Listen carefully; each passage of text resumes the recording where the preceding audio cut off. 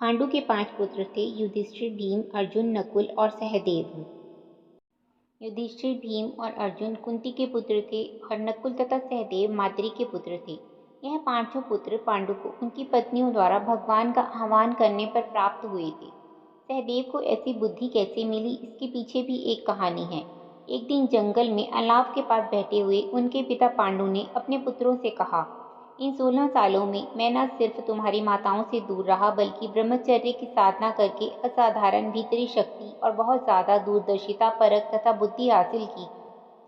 मगर मैं कोई गुरु नहीं हूँ, इसलिए मैं नहीं जानता कि इन गुणों को तुम लोगों तक कैसे पहुँचाऊँ। जिस दिन मेरी मृत्यु होगी तुम सबको बस इतना करना है कि मेरे शरीर से मांस का एक टुकड़ा लेकर खा लेना। अगर तुम मेरे मांस को अपने शरीर का एक हिस्सा बना लोगे तो मेरी बुद्धिमत्ता अपने आप ही तुम्हारे अंदर पहुंच जाएगी और तुम लोगों को उसके लिए मेहनत नहीं करनी पड़ेगी। पांडु के मन में यह बात थी कि उनके पांचों पुत्र उन्हें भगवान के आह्वान से प्राप्त हुए हैं, इसलिए उनमें पांडु जैसा ज्ञान व कौशल नहीं आ पाया था।